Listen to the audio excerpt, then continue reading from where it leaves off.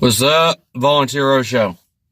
Vol fans, SEC fans, it's Matt Downs coming to you.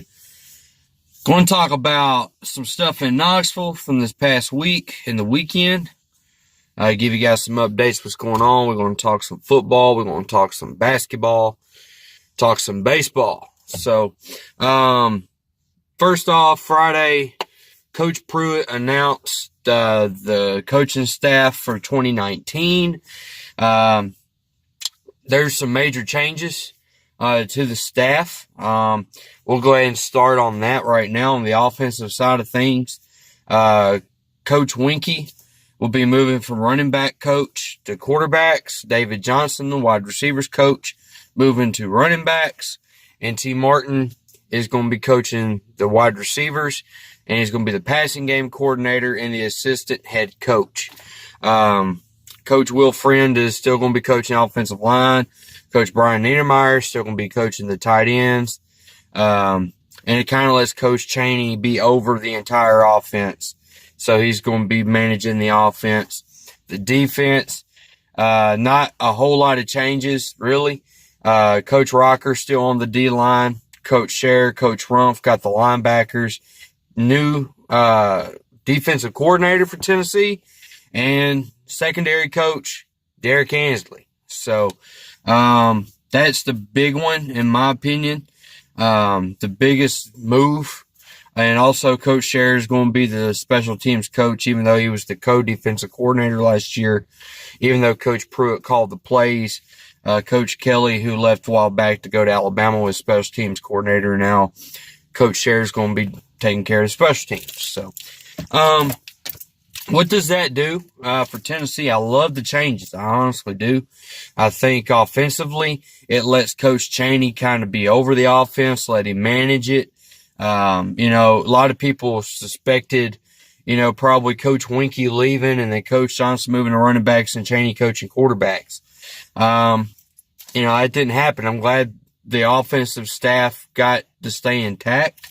And pretty much let Coach Chaney do his deal. Let him be over the offense.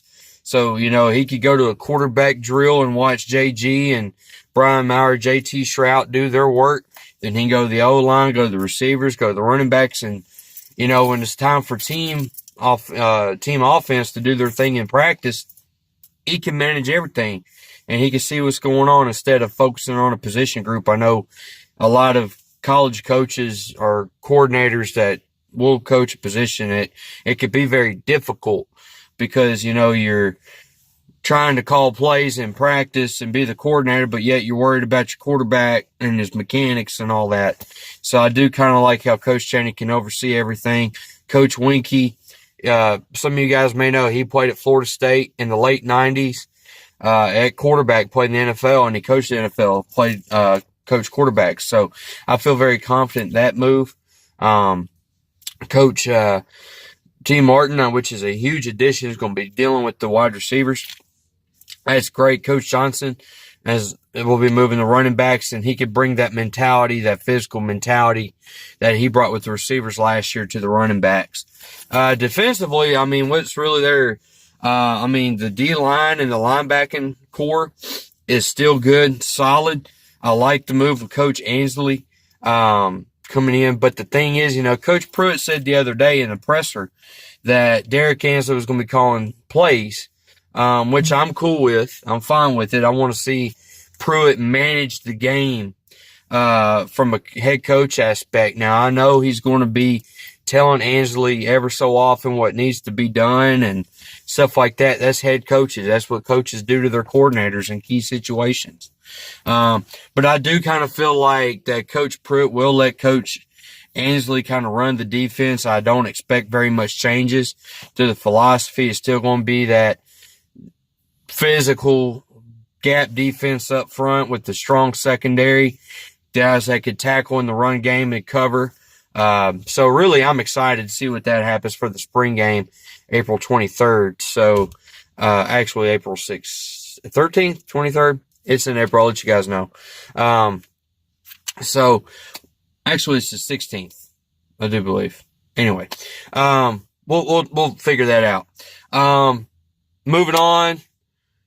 Basketball. Okay, basketball Saturday night. Went to Kentucky.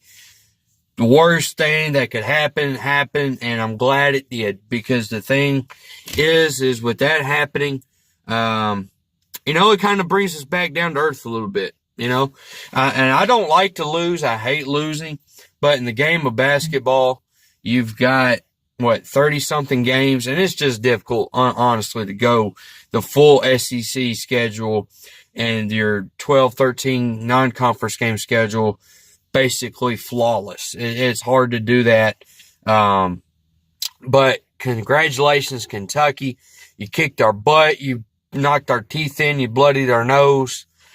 But we got you guys in a couple weeks at TBA. And, the game, the way it went the other night with Kentucky, Kentucky shot lights out. When you got a team that's shooting the ball lights out early and often and shooting over 54% in the first half, it's very difficult to slow down a team like that. Of course, Tennessee, honestly, in my opinion, Tennessee's been down this year before. They were down against Florida, Vandy, West Virginia.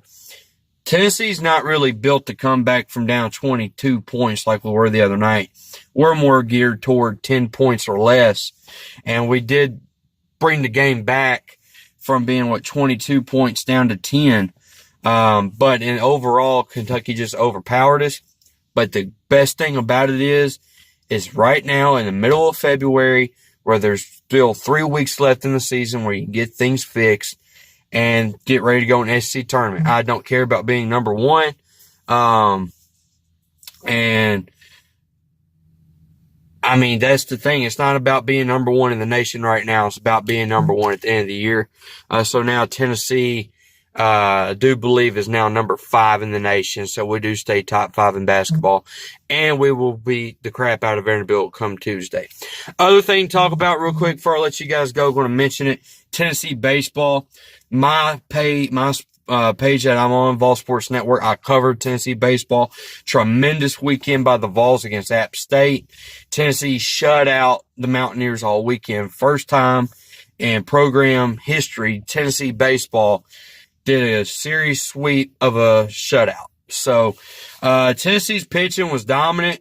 Garrett Stallings went deep in the games. Zach Linkenfelter and Will Neely, Tennessee's 3 starting weekend pitchers, pitched excellent. Believe on Friday, Tennessee had a couple home runs, and Saturday and Sunday is how it went. Tennessee had homers. They ran the base pass pretty well, hit the ball in the gap, did the little things right. So we'll see how well Tennessee baseball keeps rolling as they play Indiana this weekend. Indiana was a NCAA tournament team last year, so that'd be a test for the Vols. So we'll see. I'm excited about it. Stay tuned on the Tennessee Checkerboard Vol Sports Network for all your baseball news for Tennessee, and also softball. Lady Vols softball this weekend lost to Florida State in James Madison. Kind of a struggling weekend for the lady softballs, but there again, lady softballs are going to be at it at the end of the year, and I can expect them on the road to Oklahoma City.